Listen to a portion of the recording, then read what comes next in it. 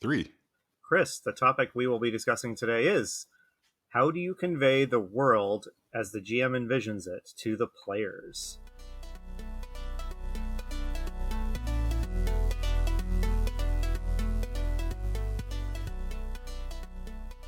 Hello, and welcome to Roll for Topic, a roundtable discussion about topics related to running role-playing games. I'm Chris Salzman. And I'm Andy Rowe.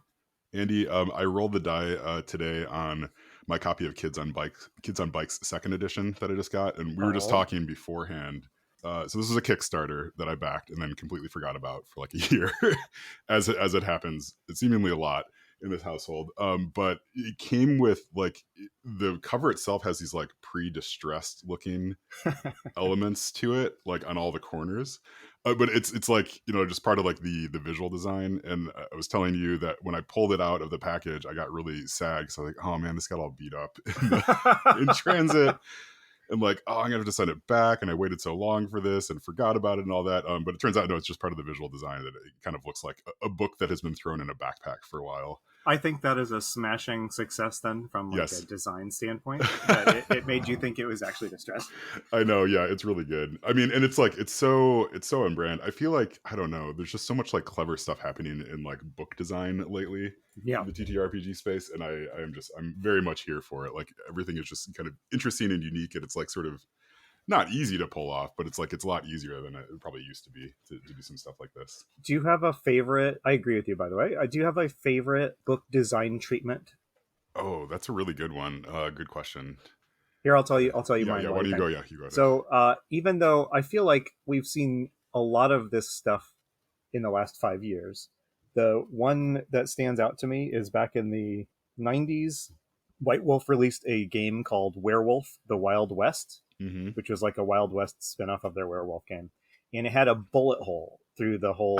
It's like a big hardcover rulebook, and there's just a round bullet hole going through it, and through all the pages, or through the whole, through both covers and all the pages in between. And I didn't own it, but I would pull it out on the bookshelf at the bookstore and just like just marvel at it. That's amazing. Do you think they actually shot it? Like, do you think someone went out, but it'd almost be easier? I really don't know anything about book production. Is there some sort of industrial size hole puncher, basically? Yeah. I mean, sure I would guess they just punched it through with some sort of thing. Although I would love to imagine that they took it out and fired a shot through each copy of the book. But yeah.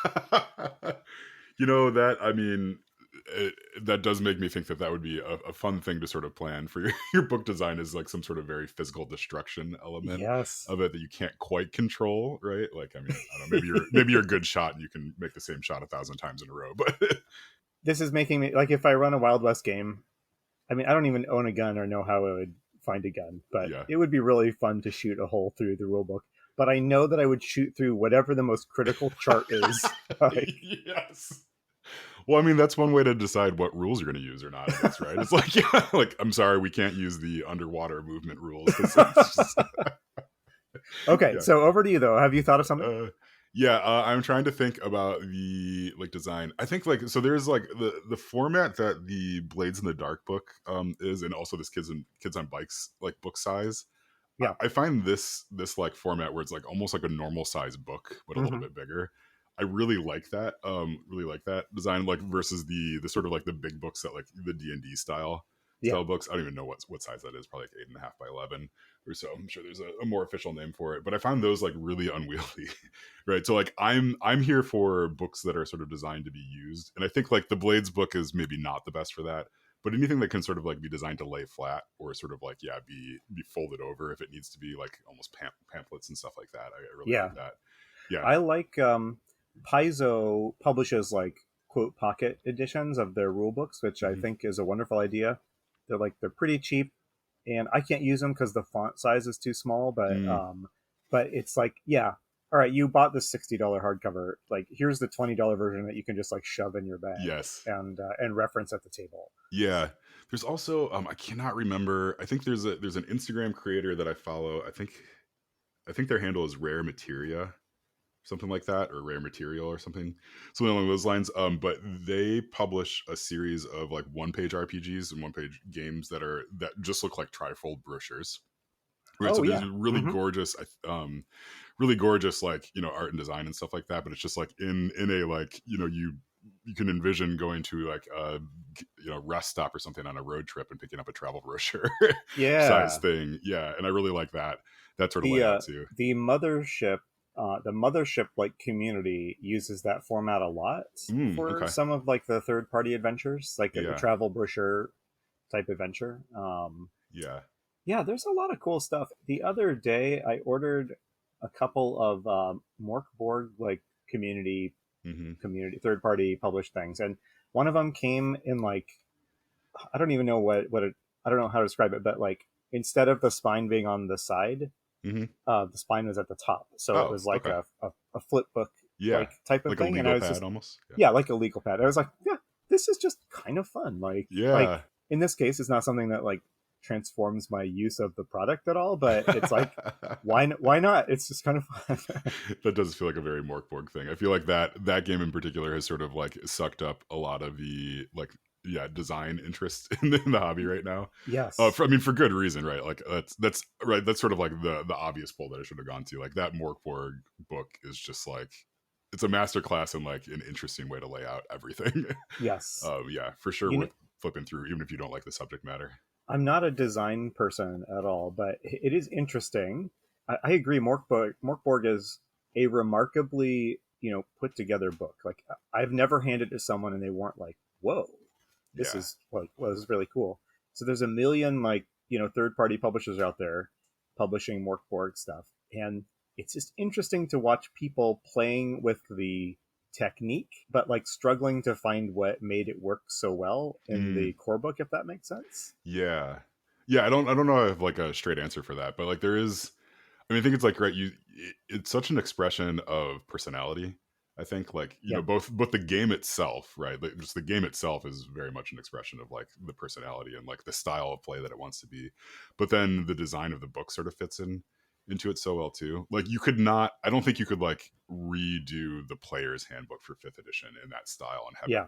work nearly as well, because there's just like a density of information that like you don't need for Morkborg. So I Yeah. don't know. Like that's not a positive or negative statement that I'm making on either of those rule sets. But like, yeah, you couldn't do that game in the same way, right? Yeah. Like whereas like with Morkborg, at least my sense of it is that if you really wanted to distill all the rules down, that book could be maybe half to a third third as long if it was sort of published in a traditional manner. Yeah. They've released like I think in response to people that were like, I like this game, but I can't deal with this, the colors and the layout. Yeah. I think you can go and get just like a Word document, a plain text version. And I don't remember how long it is, but yeah, it's Yeah. probably like 7 pages or something. But Yeah, it does not give you quite the same vibe. right. There's one thing, I think we've talked about this before on the podcast quite a bit. The just like how game books like present information and like how different ways of presenting that information sort of work for different sorts of people. Yes. I was flipping through the Kids on Bikes book again recently, right before we got on, and I just wanted to call it that they actually have a flow chart in it. So like we've talked about flow charts before. I'm gonna hold this up for Andy just so Yeah. you can see Yep. it. I see Like it. it's like a somewhat complicated flow chart, but this is like your general like action resolution Hmm. stuff. So like the book describes it in text, like you sort of understand, like you'd think, like where you can really get into detail. But then there's also just a flow chart of like, hey, when you get down to it, this is the sort of the decision tree, right? Like this is how you Mm-hmm. have Yep. to make it. And I loved seeing that just flipping through this, because that's something that I sort of always want in books, because once I've sort of understood the overall, like the overarching idea like behind each of these like individual elements, I really just need someone to be like, okay, here's your logic, like Mm-hmm. step through it this way, because that works really well for me, and I'm sure for other people, they see them like, I am not looking at a flow chart ever for this Yes. game. Like, yeah. Someday I need to show you the combat flow chart for I think the game Aftermath. It's like a Hmm. super heavy, I think 1980s post-apocalyptic RPG. It has this like the world's most dense like flow chart. It's just like when you were putting this together, did anyone think, guys, like we this is pretty unwieldy, but We yeah. do so the Roll for Topicon every year, like Andy, you always do a quiz. We should hand that flow chart out to people and then have everybody flip it over at the same time, and like the first person to answer like the question of like how Oh much my damage did goodness. you do. Oh, what a great idea. Yeah. Okay. All right. I'm filing that one away. Okay, all right, yeah. Okay. Yeah. So let's keep moving on because I think we Mm. have a little bit limited time today. Yeah, I, yeah, yeah. I need to pause for a second. I think for the first time, I have something to like pitch or Oh, to say. yeah. So I'll just say it real quick. So yeah, I had a short story published Hmm. in an anthology of epistolary zombie short stories. Okay. Recent, and the book just came out a couple days ago, and it's called the book is called Sincerely Departed. So Okay. you can, I think the easiest way to find it is just to go on Amazon and search for that, and Okay. it's the result that has like the gross zombie skull and Yeah. eyeball on it. So yeah, Okay. So Andy, what is please define epistolary for me. it's a style of telling a story through letters or other means of communication. Hmm. So like a famous example is Dracula, how most of Dracula is told through letters or journal entries, and Hmm. yeah, it's a wonderful format that Yeah, I that's think. great. Yeah, so And then what's I know you wanted to do this really quickly, but I'm not going to let you. oh, sure. So what is your story called? My story is called When It's Done, Okay. and yeah, they so when the call for submissions went out, they said they were really hoping to see some things they hadn't seen before as far as the medium, because Hmm. a lot of things jump to mind easy, like easily, like the email Hmm. or social media posts or things like that. And those are very cool. And I'm sure there's some stories in this collection that do that and do it really well. But I'm the sort of person that reads software patch release notes. Okay. Thank you for Like, doing so. Yeah. yeah. And so I thought it might be kind of fun if what would a zombie apocalypse look like if it were conveyed through the patch notes of a video game. And so specifically, and also had, there's like a dumb joke in there, like if you were designing a zombie video game, how would you react to the zombie apocalypse? Yeah. Oh, So that's a good question. yeah, so my story is the like update notes from a development team of a zombie video game that is Hmm. like adding features and tweaking their game as a zombie apocalypse plays out. So yeah. What that is a heck of a hook. Okay, cool. Yeah, well, I've pre-ordered the book, and we'll drop a link in the show notes about that too. But yeah, for sure, go pick it up. And I cannot wait to bombard you with questions about like why you missed missed such an obvious little Oh, like for plot sure. hole or whatnot. Yeah, And I'm not sure there's really more than like 1.5 pages that you could really get out of that joke. yeah, So I guess listening audience, you can, if you check it out, you can tell me yeah. if it held through. But That's great. I'm really glad you did that. You know, we've talked a lot in the past about like how much you enjoy writing and like how you like want more opportunities to do that. So like this is super cool. yeah, Huh. awesome. All right. So what else do we got on the docket here? Yeah. So the other thing that I wanted to bring up is so we have both seen the movie Furiosa, the Mad We Max have. movie. Yeah. So I just wanted to call it out. We will probably have.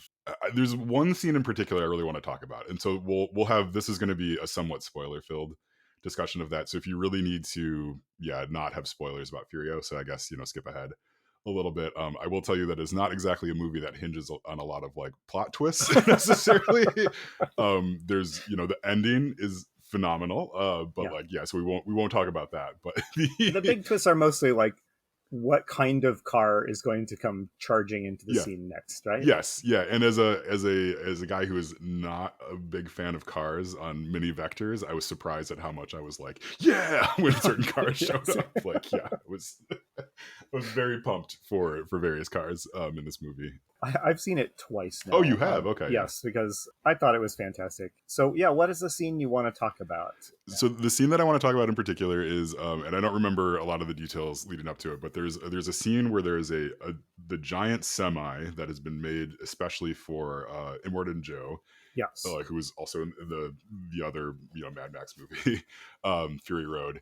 It just needs to go from one place to another, from point A to point B. Like it's got to go from the Immortan Joe's location over to Gas Town to get a bunch of gas and then like come back. And so they hire this guy who has never ever like not gotten to his location before. Yeah. So he's the guy that you hire. He has a name that I only saw in the credits briefly. It's like Imperator Praetorian Praetorian. Jack. Okay, Yes. Praetorian Jack. All the names in this movie are phenomenal, right? Like, so, like, of course, my GM brain is going like a billion miles a second watching this movie, Yeah. and then it hits the credits, and then you get to see everybody's name sort of listed out, and you're just like, you have to be kidding me! Like, Yes. every single name in here is the name of like the coolest NPC you've ever like ever thought of. Anyway, so this guy has to drive like from point A to point B. Furiosa at this point has decided she's going to stow away on the bottom of the vehicle and like make her escape as this is going on. So like they're going, and of course they are attacked by a gang, right? Like as they're going, and it is like it's one of those things where like if you're thinking about like it in RPG terms, which of course I was, the thought of like how do you make this interesting just like popped into my mind almost immediately. It's like Yeah. everything about it, like they're just showing you it's a straight road. Yeah, it's just a straight road. Like it's going to take them hours to go down this like highway stuff, and it's like how do you make this like attack interesting? Because like really it's just sort of like what it's like a big semi going forward, right? Yeah. Right. And of course like the George Miller is brilliant at this. Like he manages, there's all sorts of ways it's interesting, and I think like you and I were talking, the control that Miller keeps over the action is just genuinely amazing, because I think like in a lot Yes. of movies this would be impossible to follow, right? Or Yeah. just like you totally like it wouldn't be very interesting. There'd be sort of like one car tries to run it off the road and then that's it, right? Yeah. Like but there it's an extended sequence. I mean, I don't know, like it felt like maybe 15 Yeah. 20 minutes. It's a good 10-15 minute action Yeah, sequence. yeah, like this action sequence, and there's all sorts of stuff happening, and you never at any point feel like you don't know what's going on. Like it's all Yes. very clear. There's a lot of like good establishing shots and Yep. stuff in it. But then on top of that, right? So there's like the action's very clear, whatever. Like all that stuff's good. Like the fundamentals are there. But then just the number of cool things that happen in that 10-minute sequence is just like that could be in a whole movie by itself, Yeah. right? Like you have like yeah, there's various fights that are happening on board. Furiosa goes from hiding underneath the semi to like going above, fixing it, like doing all this other stuff. There's all sorts of like interpersonal conflict that's happening.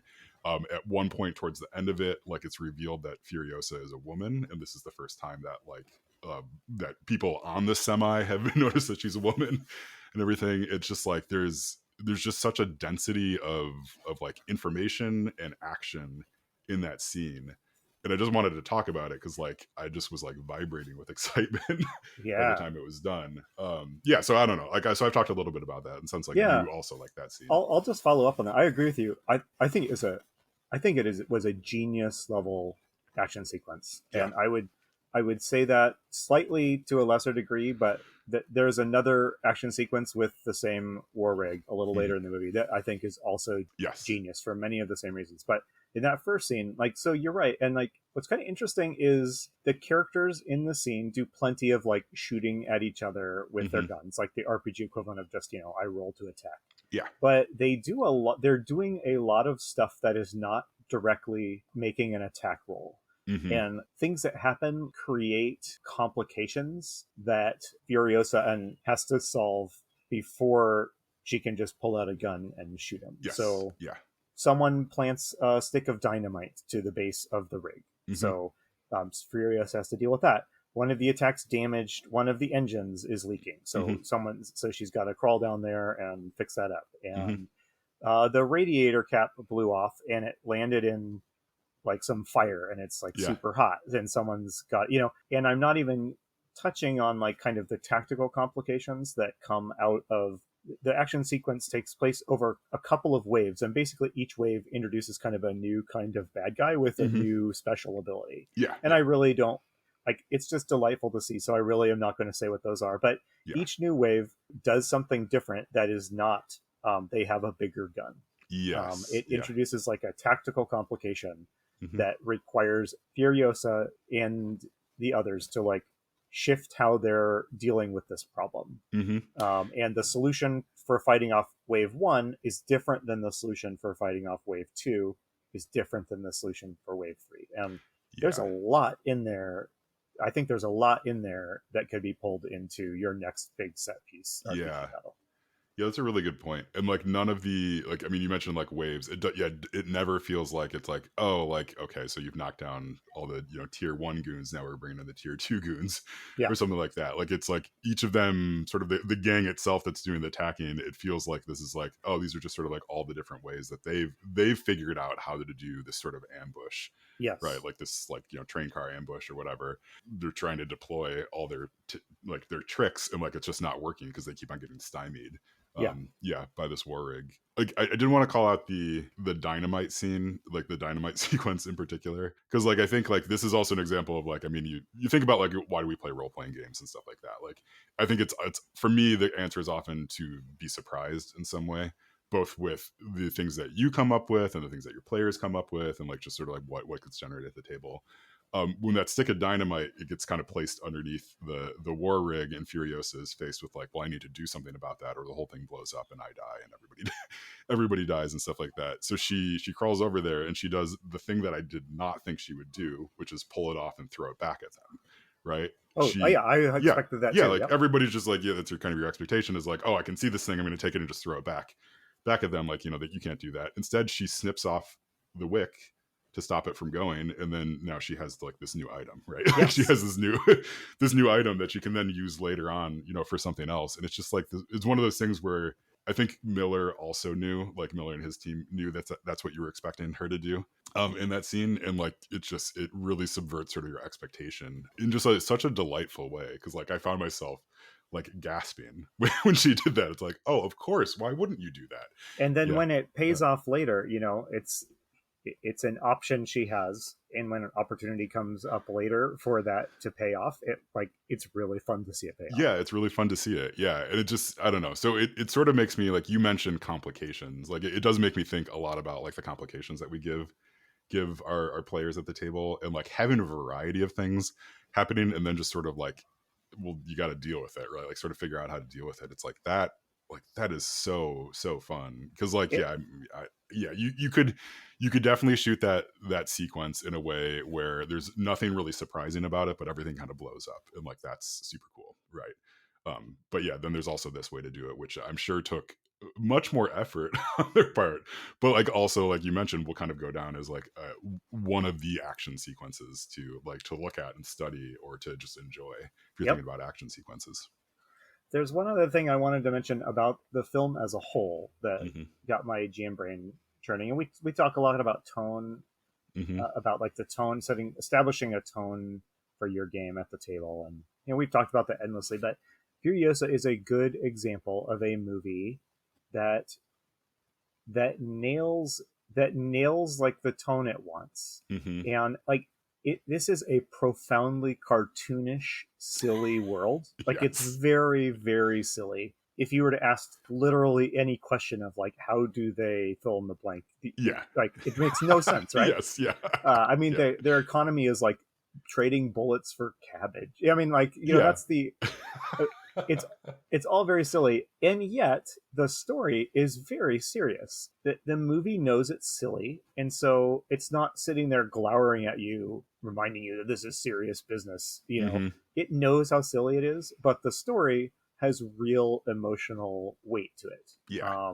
Yeah. And that's a really tough balance. Like the temptation to make it a little sillier must have been there, right? Hmm. And then you're moving into like Guardians of the Galaxy quips and things Hmm. like that. And I mean, the temptation to make it deadly serious was probably also there. And Hmm. so this threaded that needle somehow, and I don't really know exactly how it did that. Hmm. So that's not very useful GMing advice.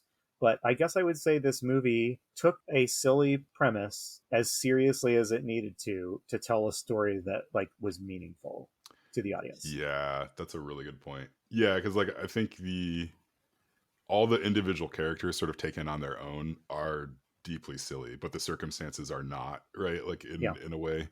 um yeah, like I'm just thinking about like there's like all the like the sort of the leaders of each of these factions and stuff, like they're just cartoonish villains, like that's what it comes down to, Yeah. like totally cartoonish villains. But since we're following Furiosa, someone who doesn't have a lot of power for lots of reasons, in like in the setup for this, like you can feel the threats coming from every direction. So even when something very slapsticky happens, right, like there's this underlying threat to it. Like there's many people like kind of fall off tall things to their death, right? And like if they'd fallen off and sort of like bonk their head, it'd be like, oh, that's like that's funny, right? Like that's funny if it happens in a cartoon, but like, oh, like you fell like 200 feet into like into an explosion, like Right. you're not walking away from that. It's like there's this element of slapstick, but like you don't get like the payoff of slapstick. Like Interesting. Yeah. yeah, I think it's sort of like I feel like John Wick is similar. Like I think action movies these days are playing around with that maybe a little bit Yes. more. Like Hmm. you can look at like, okay, I'm gonna make a couple connections here. Like Jackie Chan is very much like slapstick, like right, like a lot of those action sequences in his movies are slapsticky like that. John Wick, like I think employs a lot of the similar movements and stuff, but like it every time he takes an action, someone's life is taken taken in some way, right? Like so it you almost you have this like sense of like, oh, that's really funny, but also like really grim at the same time. Yeah. So anyway, Furiosa I think also kind of treads that line. Things that are sort of coded slapsticky almost, but like have this deep sorrow and fear and like tragedy and stuff to them. How much worse would this movie have been if it had felt the need to like explain and justify this stuff? Yeah. Like it's I mean, this movie is like kind of entering an agreement with you that it's going to show you like what you need to know and know more, Mm-hmm. and you're going to. I contrast this with, so think about when Star Wars first came out and there's like all this crazy silly alien stuff all over the place, and I think how much magic is lost now that you and I can both name like every alien in Yes. the cantina, Mos Eisley cantina, and probably give a bit of his backstory and stuff like that. Yeah. The purpose of those being there was like to create this tone and atmosphere. They're not there to be like questioned or examined or detailed out. And Mm-hmm. you know, I I'm sure there is a Mad Max wiki out there that has this stuff, Yes. but Yeah. this is a movie that really that wants you to take it seriously, but doesn't want you to take it that seriously.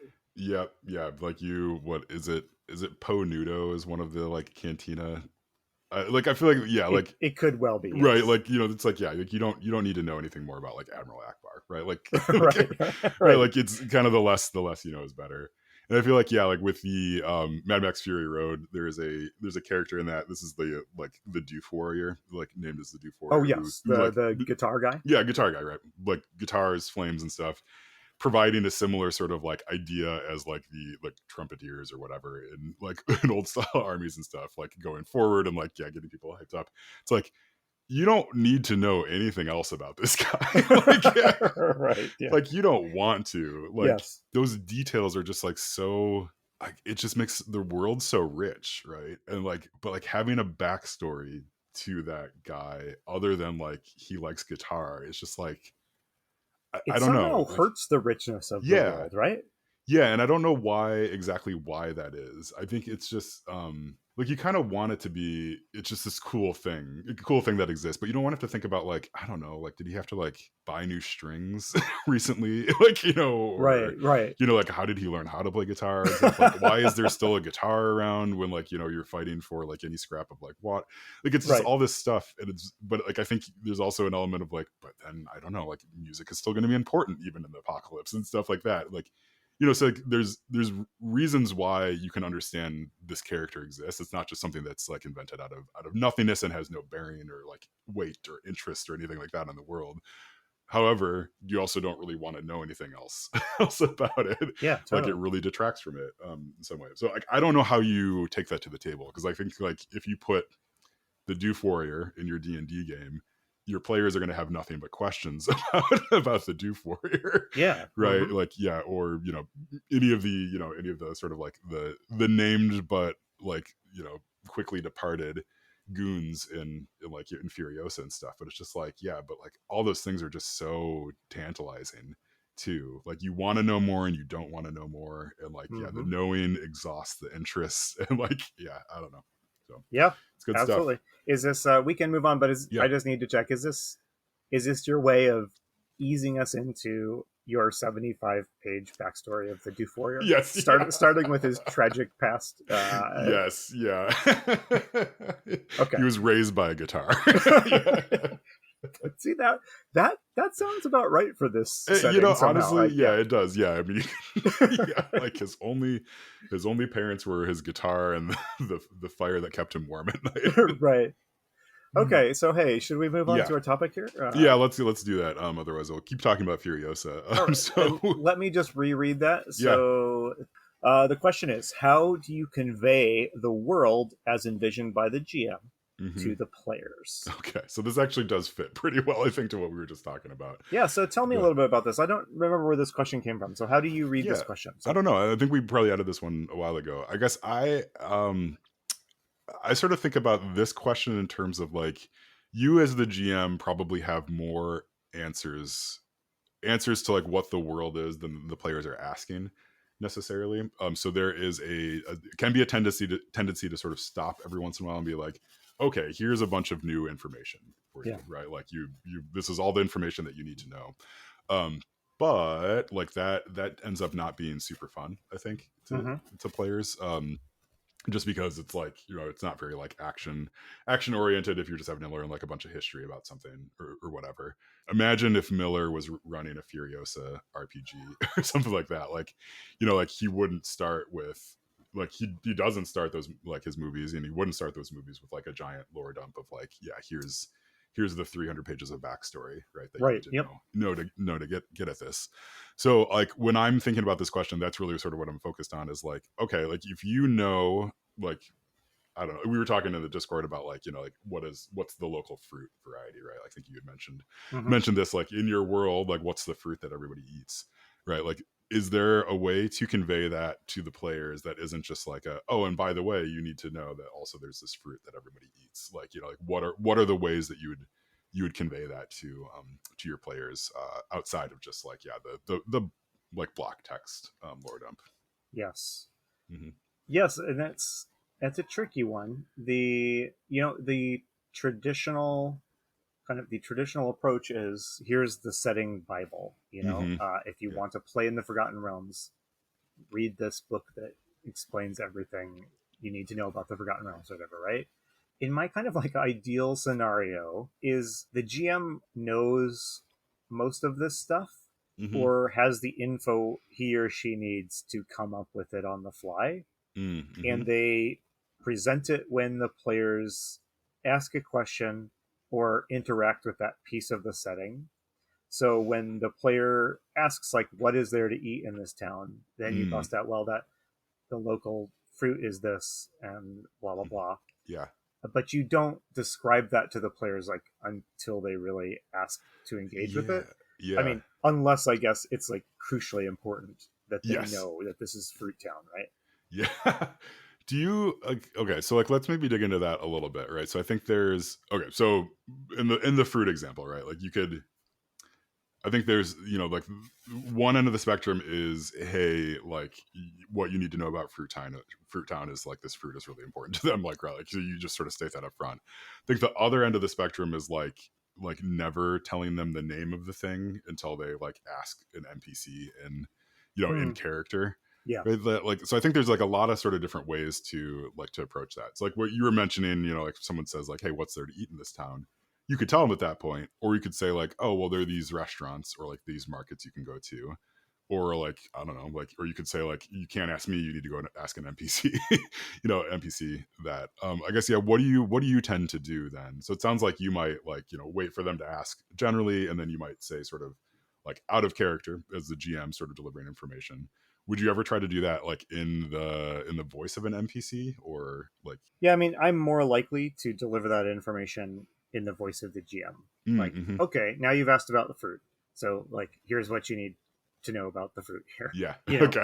um, I don't know. I'm thinking like have you ever played a video game, like especially like an RPG? Like, so I'm playing through Starfield and it does Hmm. this a lot. And like if there's a piece of information the players need to know, like it'll be the only thing that like every Yes. NPC, it'll come up in every Yep. conversation, like Yep. so if the player needs to know that tomorrow is like the World's Fair, Yeah. every NPC will like what this will come up, and Yeah. I kind of laugh at. I mean, I there's reasons that that is the case in a video game, but I kind of laugh at that.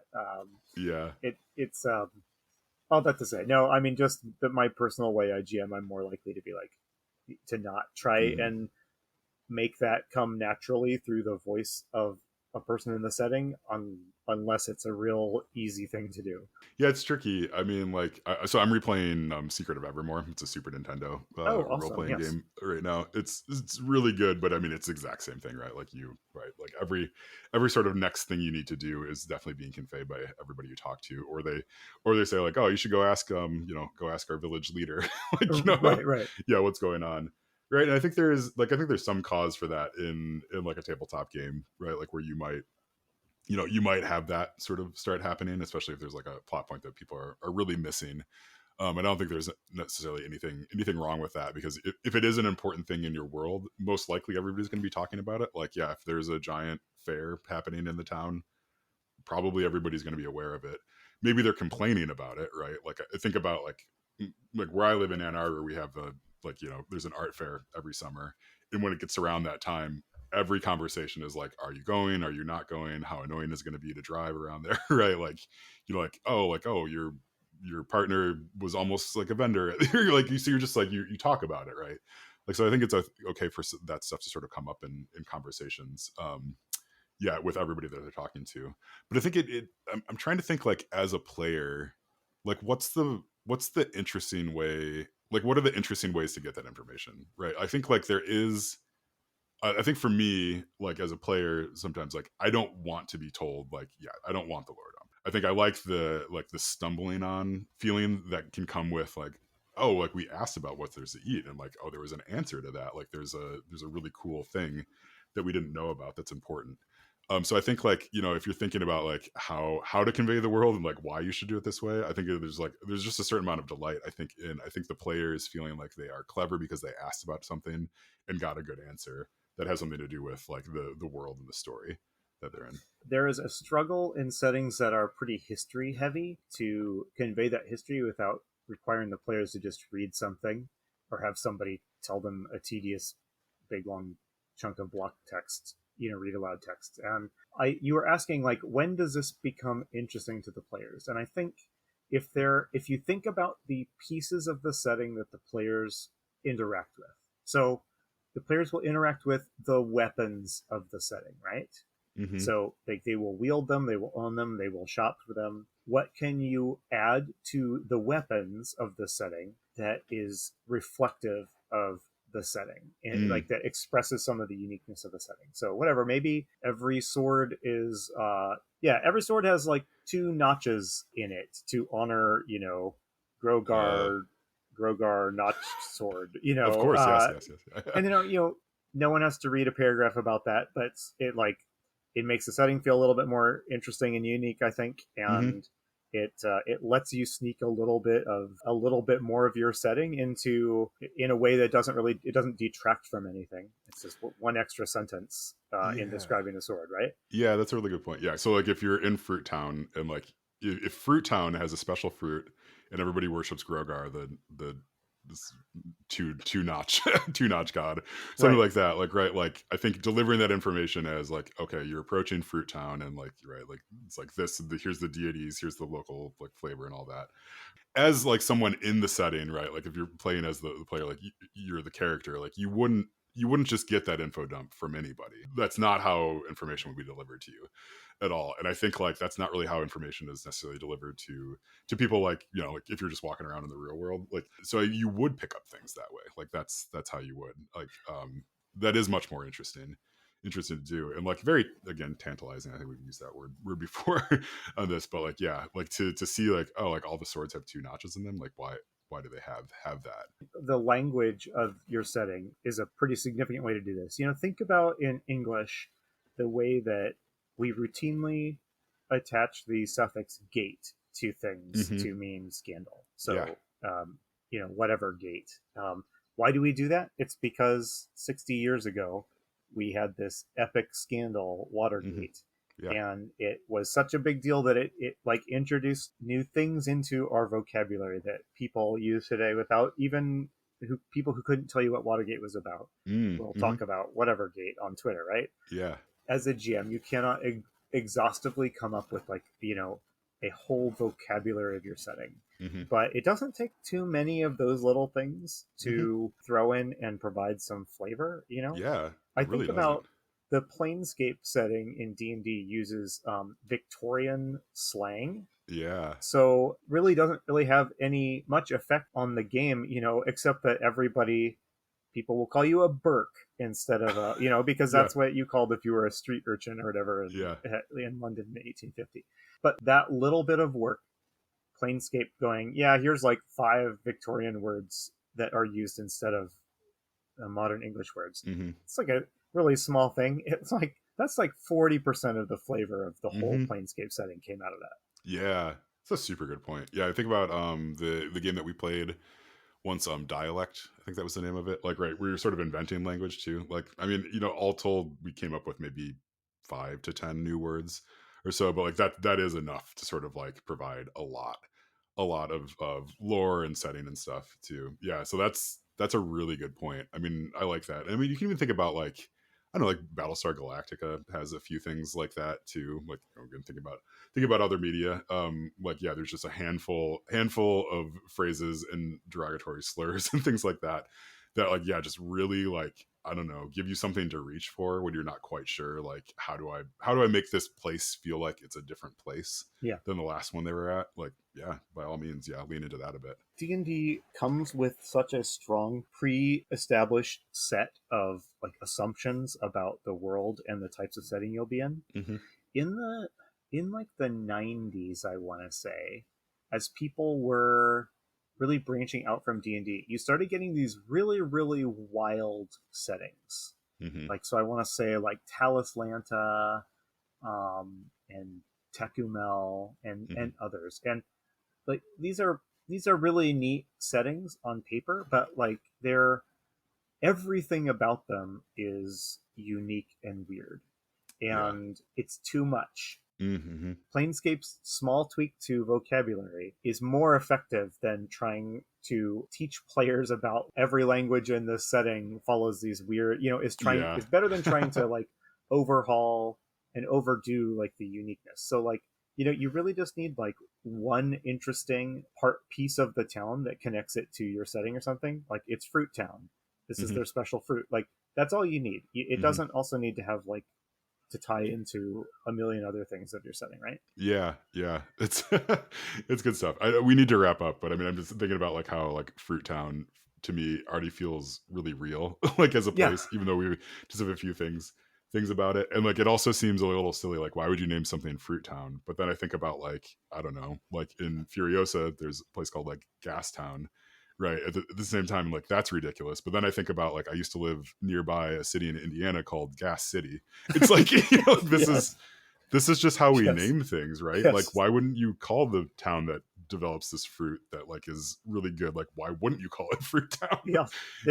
There is a fruit port like Yep. 30 minutes down the road from me. Yep. Yeah. Yeah, so, Absolutely. Yeah. Yeah.